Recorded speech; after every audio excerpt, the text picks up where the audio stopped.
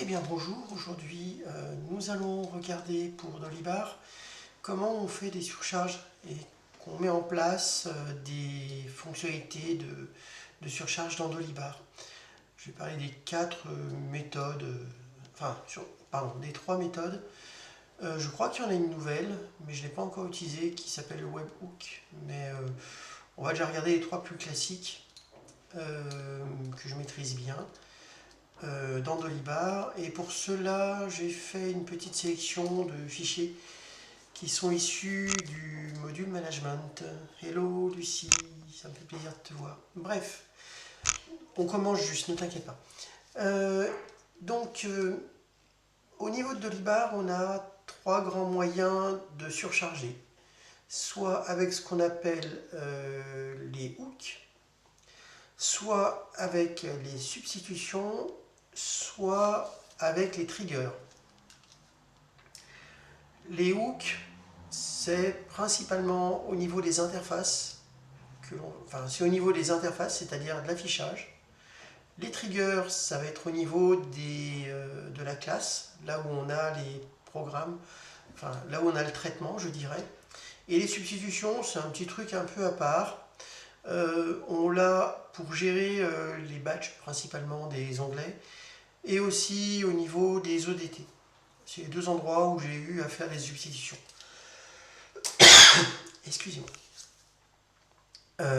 Il y a un autre point que j'essaierai de voir, et ça fera la transition sur une autre vidéo, c'est par rapport aux numérotations et aux éditions PDF, qui sont d'une certaine manière une surcharge aussi.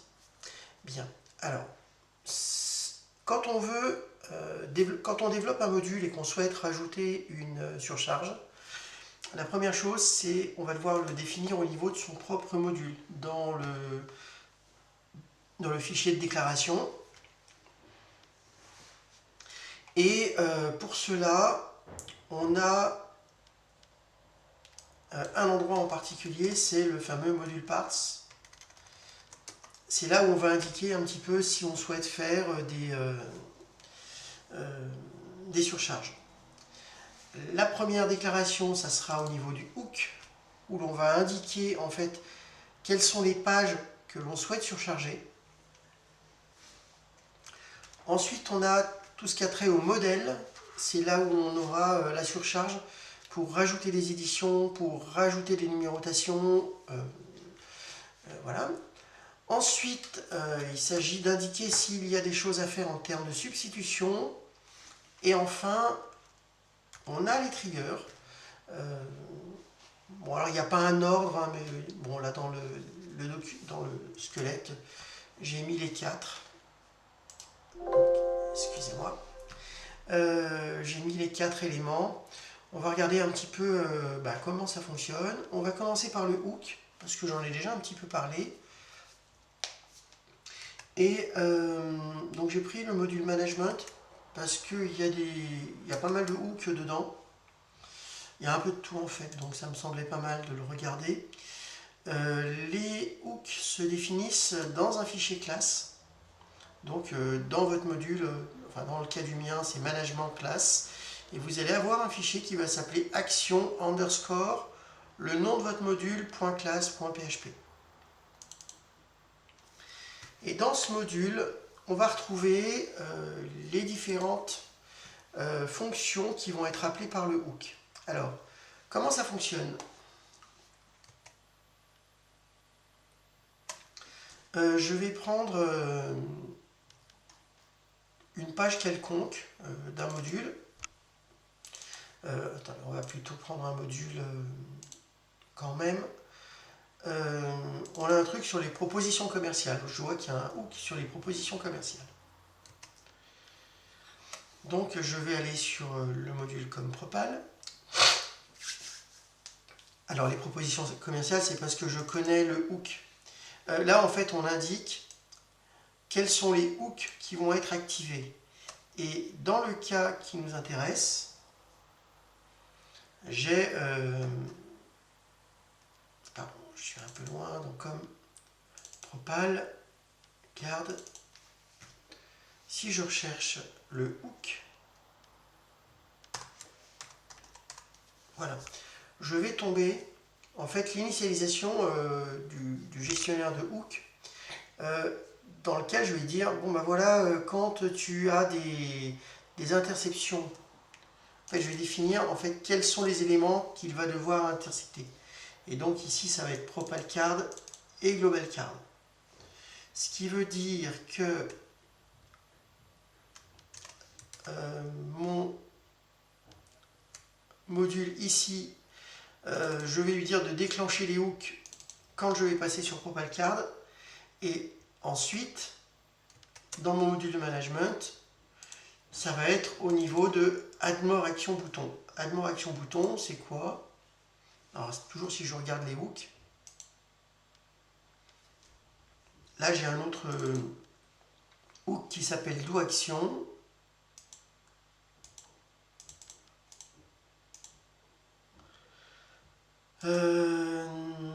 Là, j'ai le hook create form. Il faut que je descende encore. Tab content create proposal. Form confirme. Bon, on en a un paquet. Hein. Tab content view proposal.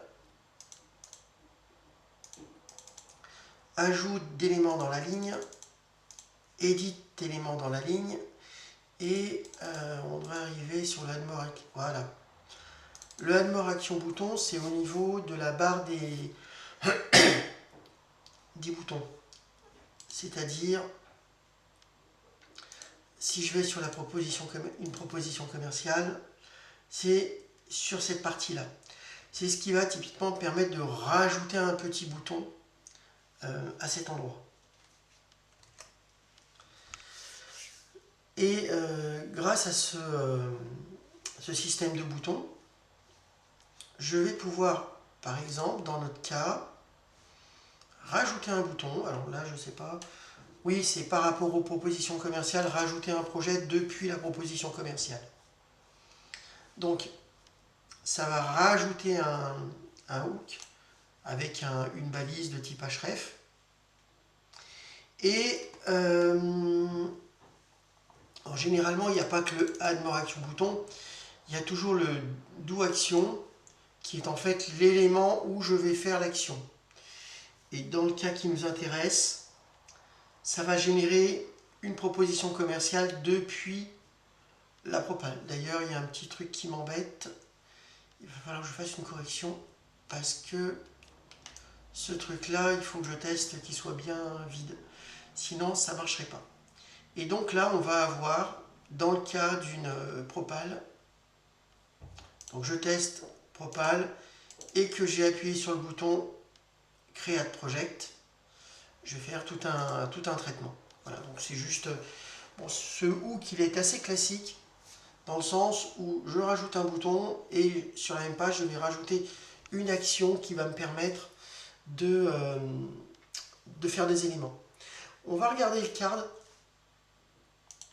et on va repartir du début des hooks pour faire un peu le tri de tout ce qu'on peut avoir comme hook sur une page assez classique. Le premier, donc, c'est l'initialisation du hook, ça on a vu tout à l'heure. Le suivant, c'est celui qui va déclencher les actions comme associées à des boutons qu'on aurait mis. Et là d'ailleurs on est sur la partie action de la page.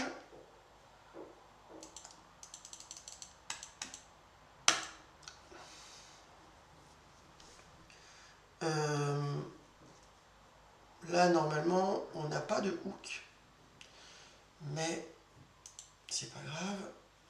Là on a un hook supplémentaire qui permet de rajouter, alors je suis ici, là je suis sur la création de page quand je valide la page a priori. Ouais, c'est à la création de la page.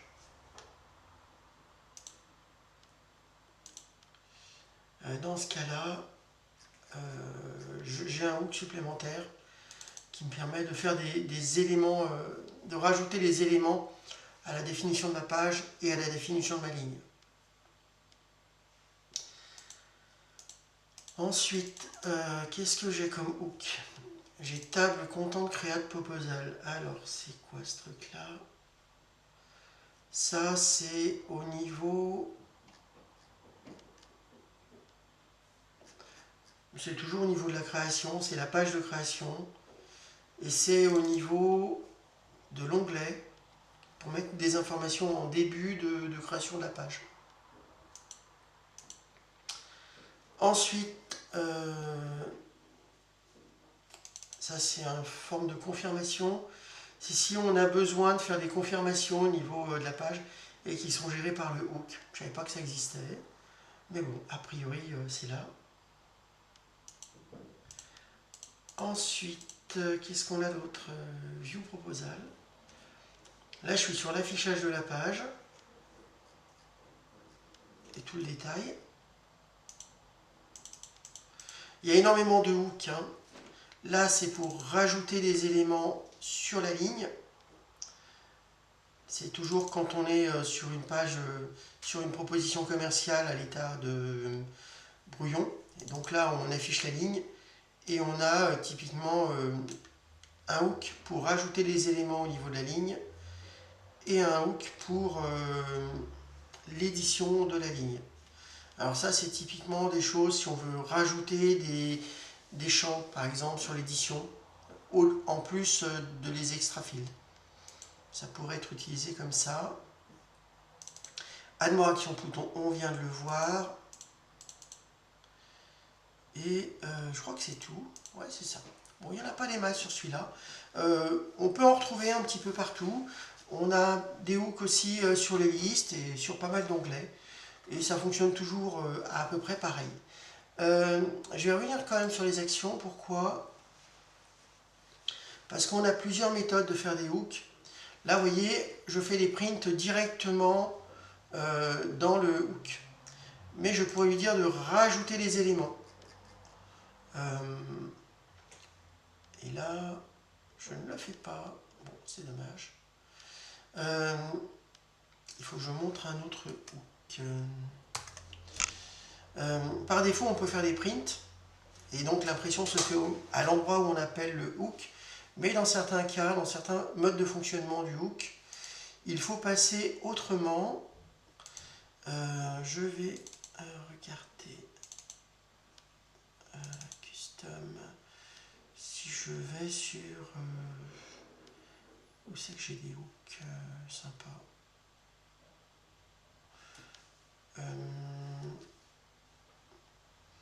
Bon, sur MyClub par exemple, je sais que j'ai des hooks. Voilà, par exemple, là j'ai des prints. Là j'ai aussi un print, mais je vais fonctionner. Voilà. Dans un cas, alors attendez.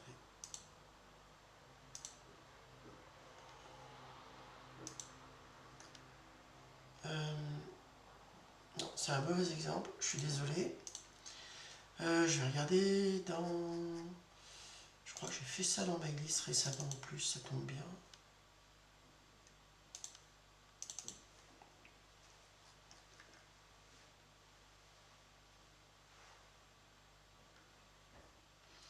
Non, c'est encore autre chose. Ah zut. C'est toujours pareil, c'est quand on cherche un exemple qu'on n'en trouve pas. Bon, là c'est pas mal. Donc là j'ai un do action. Et en fait, il y a un return 0 qui se fait à la fin. Et là j'ai un print command footer où je vais avoir du print classique. Et dans le tabs head, si je me rappelle bien, c'est du print aussi. Bon, c'est pas forcément les meilleurs exemples. Je voulais montrer un cas d'école où pour le hook, on passe avec un resprint, mais je me rappelle plus trop où c'est que j'ai ce genre de choses.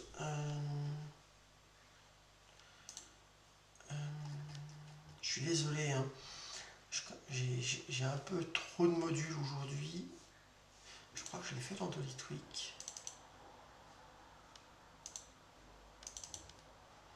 On va voir.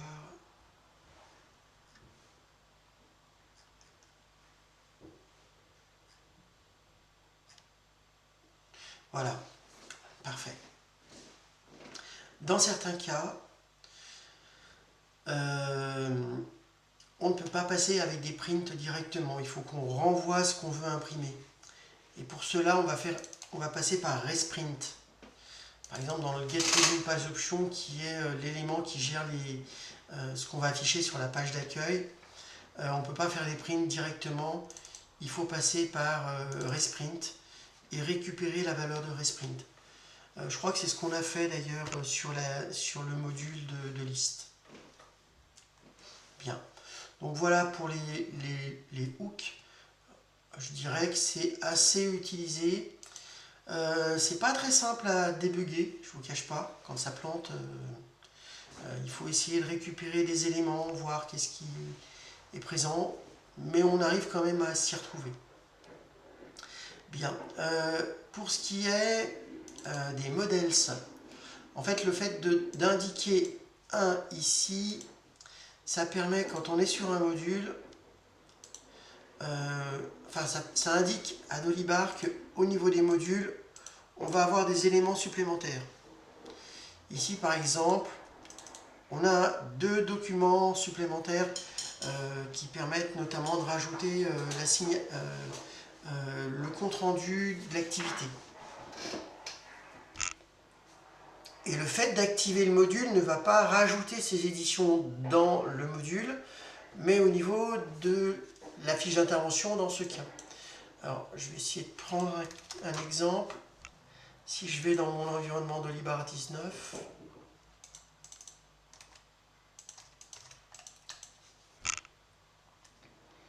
alors faites pas ça en production, ce que j'ai fait, hein, on est d'accord. Là, c'est juste pour... alors, si je vais sur les interventions, vous voyez, ici, on a deux éditions supplémentaires de management. Et en fait, elles sont activées parce que j'ai activé le module. Si je désactive le module management, qui est ici, et que je reviens sur les interventions,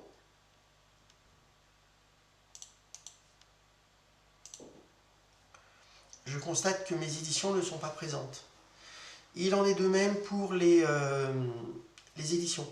Ça, c'est ce qui permet, si par exemple vous faites un développement de module où vous avez besoin de faire une édition PDF personnalisée, ou plutôt si vous souhaitez créer une édition personnalisée pour Dolibar, par exemple vous voulez faire une facture personnalisée, le mieux c'est de créer un module et effectivement et d'indiquer qu'il y a un modèle et de rajouter votre PDF au niveau du module modèle. Donc là, j'ai fait pour les fiches d'intervention, on pourrait le faire pour les factures. Et ça permet de ne pas copier votre fichier PDF dans le corps avec l'assurance qu'il va se faire exploser à un moment ou à un autre. Donc toujours passer... ce qu'il faut bien se rappeler, c'est ce qui est dans le dossier custom, ça sera conservé. Ce qui n'y est pas, il y a des chances que ça soit poubellisé. Bien, donc on a vu les modèles, on va regarder les substitutions assez vite. J'en avais parlé la dernière fois. Hop. Je ne sais plus où je suis. Sur charge Dolibar, voilà. Les substitutions, en fait, c'est lié aux onglets, principalement.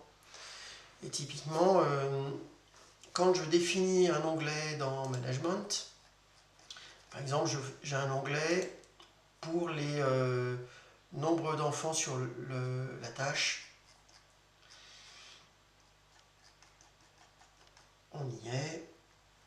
Voilà. Ici, vous voyez, j'ai indiqué pour la tâche substitution management task and special. C'est le nom de la fonction de substitution. Alors il y a substitution underscore, c'est pour dire ah, attention, il faut faire une substitution. Et l'appel de la fonction, c'est underscore, la suite de l'appel, de la constante.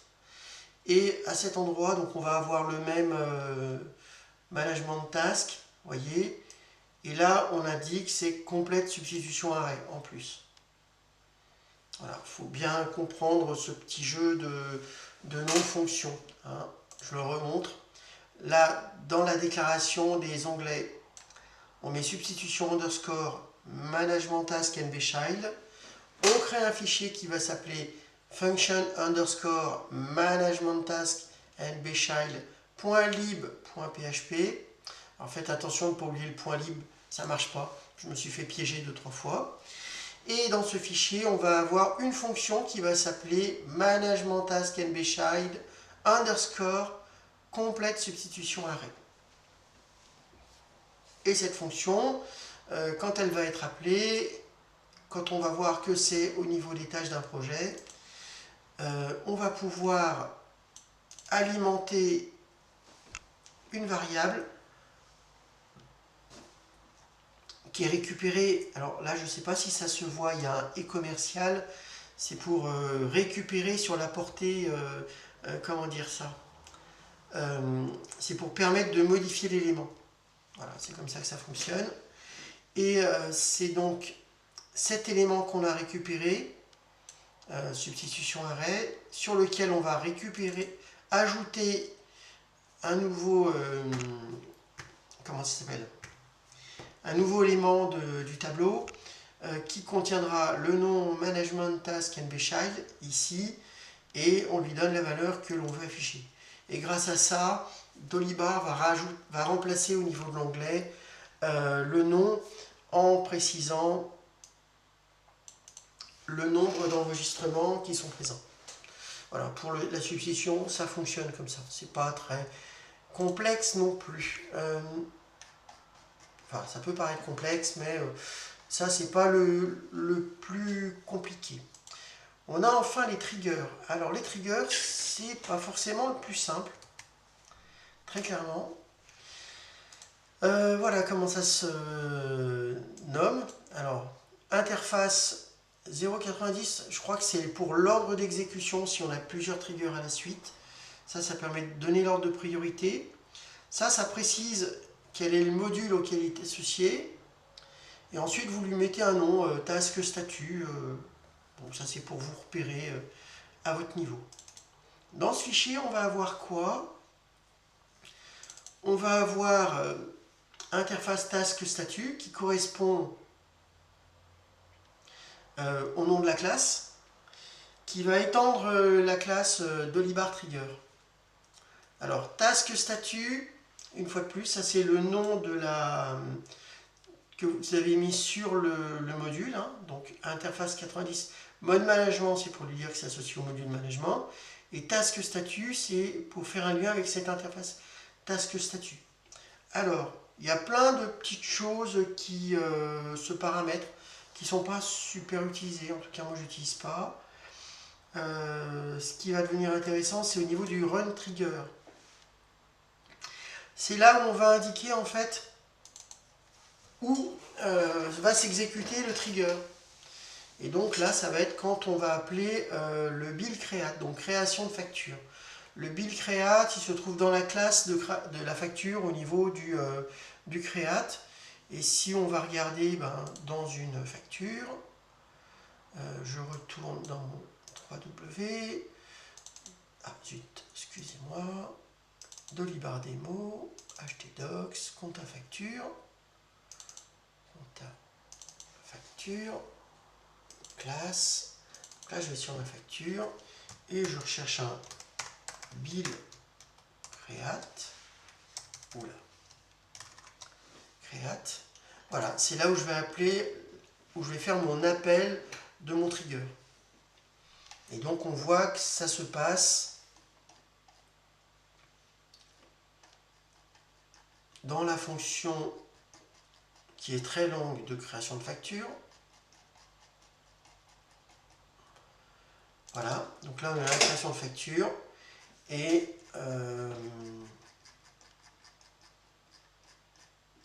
je vais y revenir. On voit que c'est tout à la fin, hein, quand on a fini la facture, qu'on a l'appel de ce trigger. Alors pour les factures par exemple, si je fais une recherche sur call trigger, j'ai une quinzaine de triggers présents. On va essayer de les regarder rapidement. On a, quand on modifie la facture, quand on la modifie à nouveau, vous voyez, il y a plusieurs endroits où on peut appeler le même trigger. Ça, c'est quand on supprime la facture, quand on paye la facture, quand on enlève le paiement, quand on cancelle une facture, quand on valide une facture, quand on dévalide une facture, quand on modifie une facture à nouveau, et quand on rajoute une ligne dans la facture. Et quand on fait les suppressions. Alors, à quoi ça sert ça? Typiquement, j'ai besoin de développer un module qui me permet de savoir quand est-ce que une facture est classée comme payée. Avec l'appel à cette fonction setPaid. Et avec le call trigger, je vais pouvoir faire un petit hook qui va par exemple envoyer un message. Ça va me permettre de faire ce genre de choses. C'est assez simple, hein. L'appel du trigger, l'appel du trigger est toujours très simple.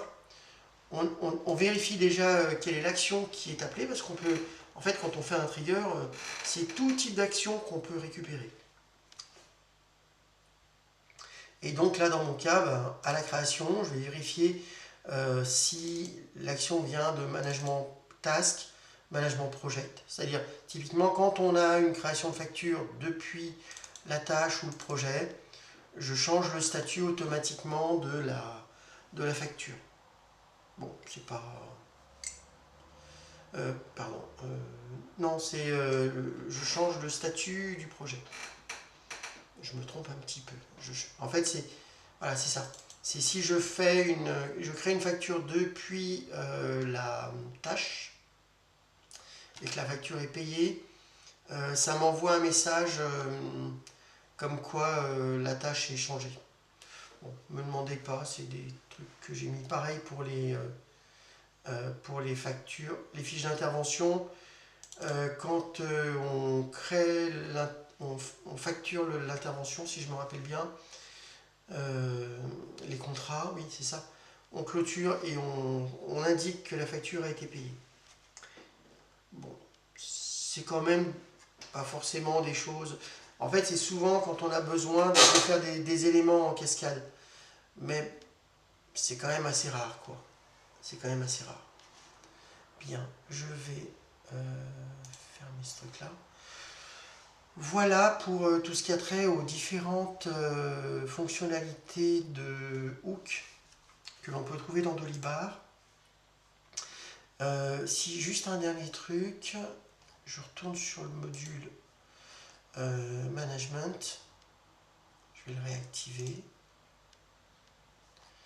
C'est, je vais mettre un peu en plus grand, c'est dans les outils d'administration information Dolibar, module application, déclencheur, voilà.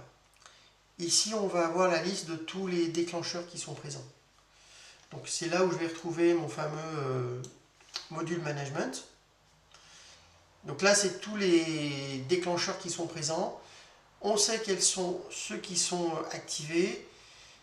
Et c'est là où on a quelques informations pour savoir où ils se trouvent. Donc là, je vois par exemple que j'ai amené le module management. J'ai aussi un module pour équipement.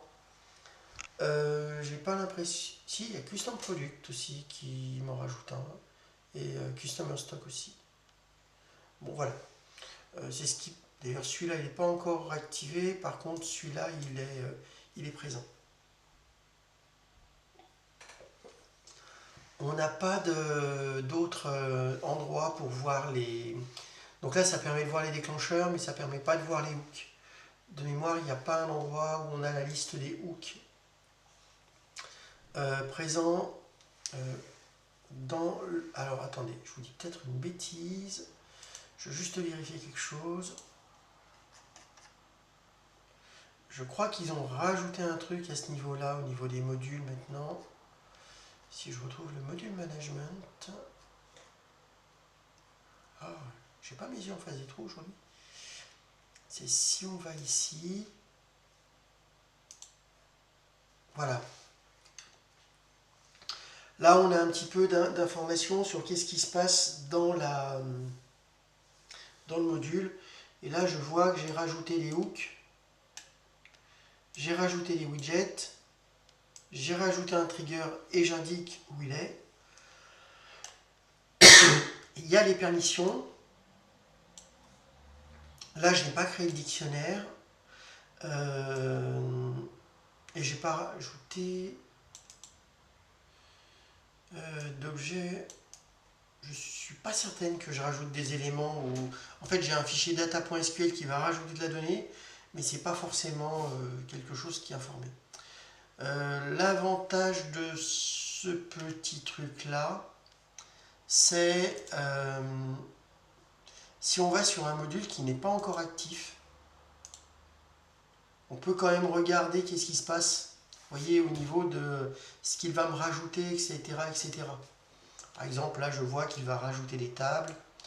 Il ne fait pas d'éléments au niveau du dictionnaire. Il a ses propres modèles de documents et de numérotation. Et je vois les différentes permissions.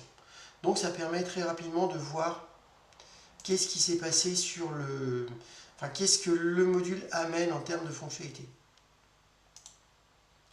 Et ça, vous l'avez sur tous les modules, même les modules natifs de Dolibar. Bien. Je vais vous... Donc voilà pour ce que je voulais vous dire au niveau des différentes fonctionnalités de surcharge. À titre d'info, il y a aussi un autre truc. Voilà, c'est au niveau des interfaces, c'est le webhook. Mais je ne l'ai pas encore vraiment exploité. Et c'est pas quelque chose qui est actif par défaut. C'est quelque chose qu'il faut activer en plus. Vous avez aussi toute une partie sur les API. Pareil, j'ai pas fait de laïus là-dessus, mais sachez qu'il y a une possibilité d'avoir des API, enfin de pouvoir interfacer Dolibar avec des API. Et on va s'en arrêter là pour cette session sur les surcharges. Merci de votre attention.